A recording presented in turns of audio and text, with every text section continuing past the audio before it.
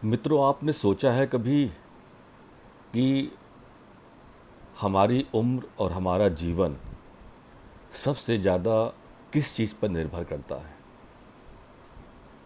आप कह सकते हैं भोजन, खाना, पानी। लेकिन सच ये है कि भोजन के बिना हम 7 दिन या 10 दिन ज़िंदा रह सकते हैं। पानी हो सकता है हम 3 4 5 दिन ज़िंदा रह सकते हैं। तो कहने का तात्पर्य यह है कि जीवन को जीने के लिए जीवन की आवश्यकता जिस बात पर सबसे ज़्यादा निर्भर करती है वो न भोजन है और न पानी। वो है हमारी सांस, ब्रीदिंग, या जिसे हमारे सनातन धर्म में प्राणवायु भी कहा गया है। जीवन जीने के लिए सबसे ज़्यादा बड़ी आवश्यकता है श्वास, जो हमें प्रकृति देती है, विशेषतः पौधों से हमें मिलता है, और जिस प्राणवायु को लेकर के हम जीवित रहते हैं और हम दिन भर में श्वास लेते रहते हैं। अब प्रश्न ये है कि सभी जीव इस प्राणवायु को लेते हैं और यही प्राणवायु लेकर सभी जीव जीवन जीते हैं।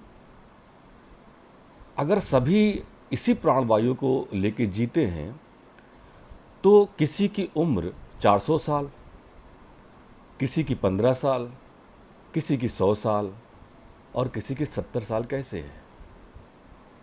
कैसे ये निर्धारित करता है कि किस जीव की उम्र कितनी होगी? ये एक ही प्राणवायु ये कैसे निर्धारित कर देती है? जैसे मैं कुछ का आपको उदाहरण देता हूँ। सबसे ज़्यादा जीने वाला प्राणी है इस पृथ्वी पर कछुआ, टॉर्टस। टॉर्टस सामान्य तौर पे 200 साल, 250 साल, और बहुत सारे केसों में बहुत सारे ऐसे उदाहरण मिलते हैं जिसमें इसने 400 या 500 साल जीवन भी जिया है। अभी एक इस समय जो सबसे पुराना कछुआ है वो उसकी उम्र 400 वर्ष से ज़्यादा है। प्रश्न ये है कि वो 400 साल क्यों जीता है और हम 70, 80 या 100 साल क्यों जीते हैं, या कुत्ता सिर्फ 10 से 15 साल क्यों जीता है? तो दोस्तों, मैं आपको बताना चाहूँगा कि उम्र या जीवन का जो पीरियड होता है, जो स्पैन होता है, वो सिर्फ और सिर्फ प्राणवायु पर निर्भर करता है। प्राणवायु सभी लेते हैं, लेकिन वो प्राणवायु किस गति से लिया जाता है, इससे हमारी उम्र हमारी वर्षों में डिसाइड होती है, स्पैन हमारा डिसाइड होता है। जैसे कछुआ 1 मिनट में सिर्फ 4 सांस लेता है। इंसान 1 मिनट में 12 से लेकर के 20 तक सांसें लेता है। कुत्ता 20 से लेकर के 35 तक की सांसें लेता है। इसी तरह से सारी जितने भी हमारे जीव हैं, हाथी है और घोड़ा है, तमाम हैं, वो सारे उनका एक फिक्स होता है औसतन, जो कि वो दिन भर में सांसें लेते हैं। ये सांसें ही हमारे जीवन के स्पैन को, कि हम कितना जिएंगे, यही निर्धारित करते हैं। अब हम बात करते हैं कछुआ की। टॉर्टस जो सबसे ज़्यादा लंबी उम्र जीता है, वो सिर्फ 4 सांसें लेता है। 4 सांसें लेने पर भी वो 400 साल जीता है। हम 12 से 20 सांसें लेते हैं और हम 80 साल या 100 साल जीते हैं। मैक्सिमम मैं बता रहा हूँ। वैसे किसी बीमारी में या किसी एक्सीडेंट में तो आदमी और पहले भी कभी भी मर सकता है। अब प्रश्न ये है कि हर प्राणी का जो कैसे बना, वो कैसे उसका निर्माण हुआ, हमें 12 से 20 सांसें लेने वाला क्यों बनाया गया? प्राकृतिक ने कछुआ को, टॉर्टस को 4 सांसें लेने वाला क्यों बनाया? तो ये तो प्राकृतिक का नियम है, हम इस पर कोई हस्तक्षेप नहीं कर सकते और न ही हम कोई कमेंट कर सकते हैं। मेरा इस वीडियो को बनाने का मकसद सिर्फ इतना है कि जो मुझे अपने दिमाग में चल रहे तर्क और वितर्कों से, एनालिसिस से जो मुझे समझ में आया, और मुझे लगा कि इस पे मुझे एक वीडियो बनाना चाहिए और आप सबके साथ इस बात को शेयर करना चाहिए कि जो हमारा जीवन है उसको हम और लंबा और स्वस्थ कैसे कर सकते हैं, हम अपने जीवन के स्पैन को कैसे बढ़ा सकते हैं और ज़्यादा समय तक कैसे हम वृद्धावस्था से बच सकते हैं और रोगों से बच सकते हैं। इस पर्पज़ से मैंने ये वीडियो बनाया है, उम्मीद है आप सबको पसंद आएगा। तो अब मैं बताना चाहूँगा आपको, अगर आपने कभी किसी बड़े बुजुर्ग के मुंह से सुना हो, जैसे मैं बचपन में सुना करता था कि हर जीव की सांसें निर्धारित होती, तो मित्रों ये सच है। हमारे जो बड़े बुजुर्ग कह गए हैं वो एकदम सही कह गए हैं। हर व्यक्ति की सांसें निर्धारित होती हैं और उन सांसों के आधार पे ही, निर्धारण पे ही उसके जीवन का सही और लंबा होना निर्भर करता है। सांस हमें, जिसे हम प्राणवायु कहते हैं, हमें जीवन देता है, इसमें कोई शक नहीं। और अगर ये प्राणवायु पृथ्वी से सिर्फ शायद 1.5 मिनट या 2 मिनट के लिए भी खत्म कर दी जाए, किसी तरह से खत्म हो जाए, तो सारे जीव यहाँ से खत्म हो जाएंगे। कुछ लोग अपने समय को बढ़ा लेते हैं तो वो 2 मिनट तक जिंदा रह सकते हैं, कुछ लोग तो 30 सेकंड में ही खत्म हो जाएंगे। तो इस प्राणवायु से ही हमारे जीवन का निर्धारण होता है। सांसों पे कंट्रोल अगर हम किसी तरह से कर सकें, अगर हम किसी तरह से अपने सांसों को इस तरह से लेना शुरू करें या किसी तरह से हम उसको कम कर सकें या ज़्यादा कर सकें, ज़्यादा से तो उम्र कम होगी और कम अगर कर सकते हैं तो हमारी उम्र का निर्धारण होगा और उम्र हमारी बढ़ेगी। वजह एक है कि ये प्राणवायु जहाँ एक तरफ हमें जीवन देता है, वहीं दूसरी तरफ ये हमारे जीवन को धीरे धीरे इरेडिकेट करता है। उसका घर्षण से घर्षण कर के दिमागों को घर्षण करता है, अंगों का घर्षण करता है, कैसे कहते हैं हम, घिस घिस करके वो ख़त्म करता है। ले मैस लैंग्वेज में उसे हम घिस घिस करके कह सकते हैं कि घिस घिस करके वो ख़त्म करता है। इसीलिए हमारे आयुर्वेदों में, आयुर्वेद हमारा सनातन धर्म से चला आ रहा है, जिसने पेड़ पौधों से हमें इलाज करना बताया, वो हल्दी को बड़ा उपयुक्त मानते हैं। वो कहते हैं कि हल्दी एंटीऑक्सीडेंट होता है। ऑक्सीडाइजेशन, अब क्यों एंटीऑक्सीडेंट हमारे जीवन के लिए महत्वपूर्ण है? ऑक्सीजन तो हमें जीवन देता है, लेकिन सवाल प्रश्न बस यही है कि जो हमें जीवन देता है वही हमारा जीवन भी खत्म करता है। ऑक्सीडेशन, जैसे आप ऑक्सीडेशन को के एग्जाम्पल के तौर पे मैं बताऊंगा आपको, लोहे पे रष्टीकरण। लोहे पे जो जब हम हवा के संपर्क में बहुत दिन छोड़ देते हैं तो उस पर जंग लग जाती है और वो धीरे धीरे कमज़ोर हो जाता है, और जो लोहा हाथ से उठता भी नहीं उसे हम हाथ से तोड़ देते हैं जंग के कारण। वही ऑक्सीडेशन, वही जंग हमारी बॉडी भी ऑक्सीजन की वजह से, प्राणवायु की वजह से जंग लगता है, धीरे धीरे हमारी बॉडी कमज़ोर होती जाती है और अल्टीमेटली हम मृत्यु को प्राप्त हो जाते हैं। तो अगर हम प्राणवायु को तो बढ़ाएं, लेकिन ऑक्सीडेंट इसका हम जो इसका जंग वाला प्रभाव है उसको हम ख़त्म करें तो हमारा जीवन अच्छा हो सकता है, स्वस्थ हो सकता है और लंबा हो सकता है। अब प्रश्न ये है कि वो कौन कौन सी चीज़ें हैं जो इस प्राणवायु के ऑक्सीडेशन करने की प्रक्रिया को धीमे करती हैं। उसमें से एक हल्दी है।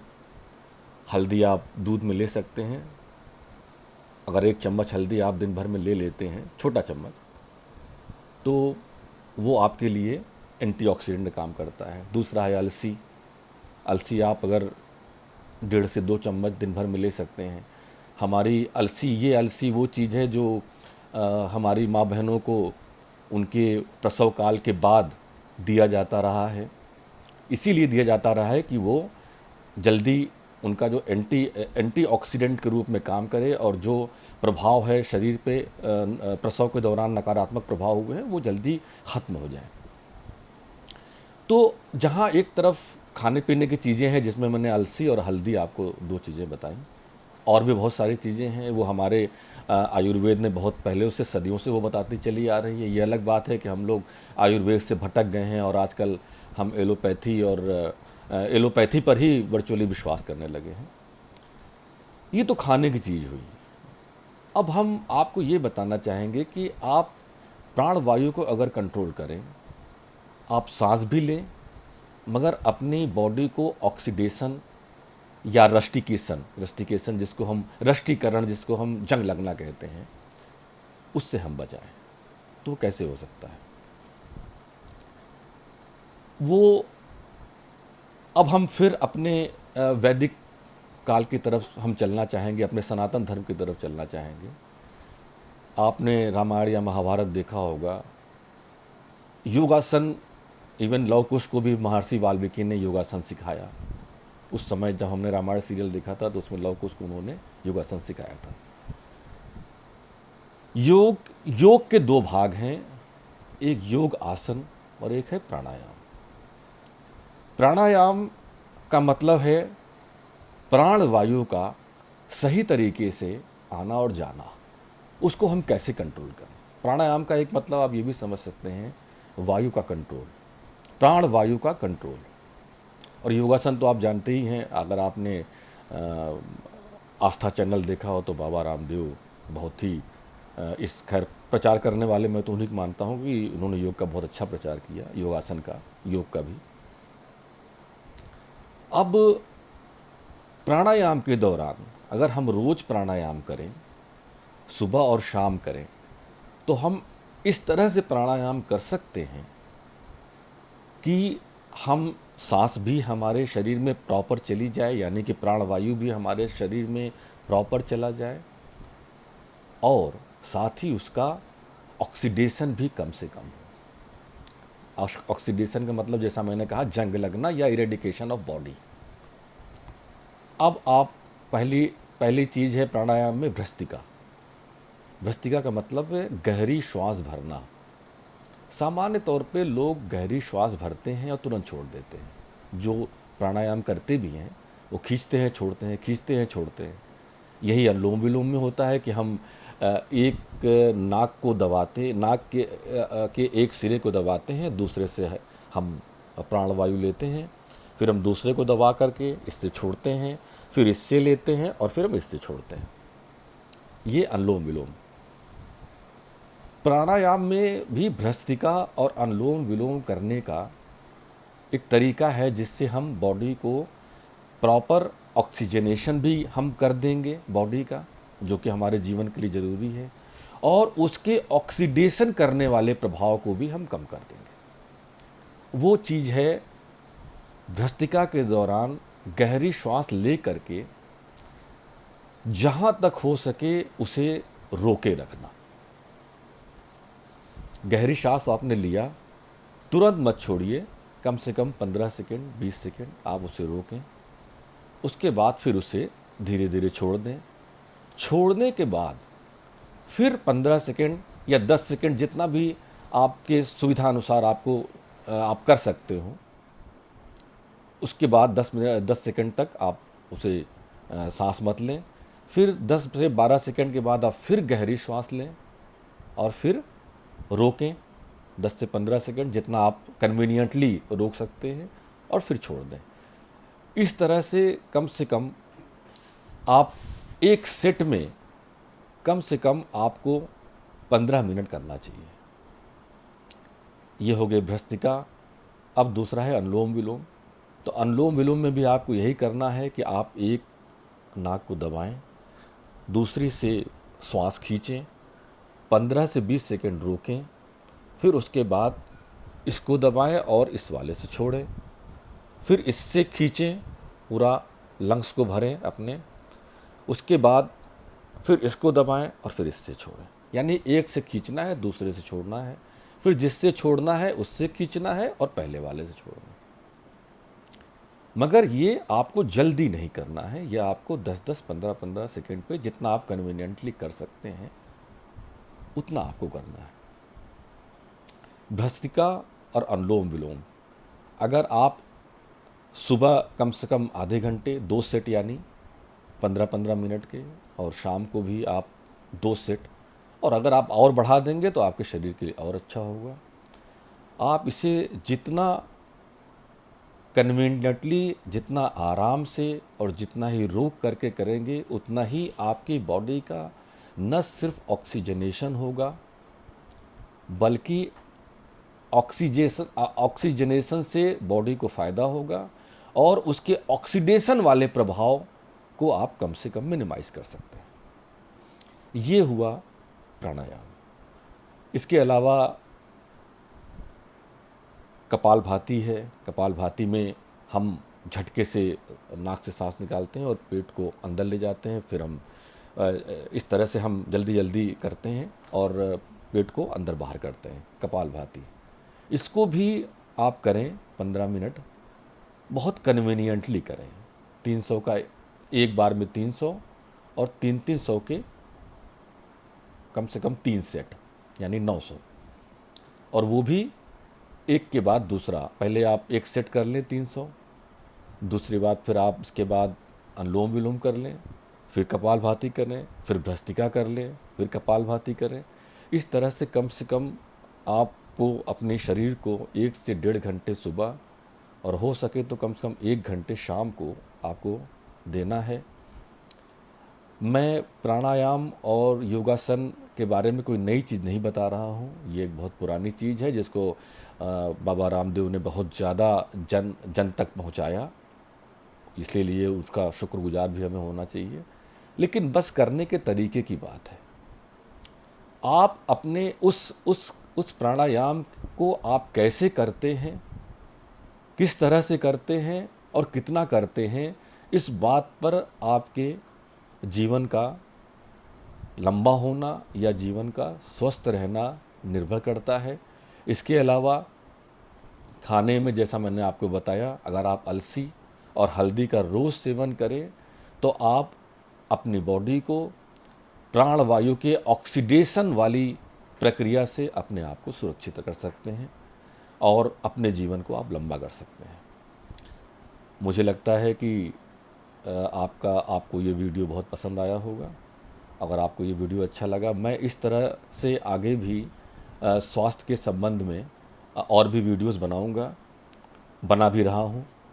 तो मुझे उम्मीद है कि आप इसे ज़रूर पसंद करेंगे, और अगर इस चैनल आपको पसंद आए तो आप सब्सक्राइब करें ताकि आपको इस तरह के और तमाम वीडियोस भी प्राप्त हो सके। धन्यवाद।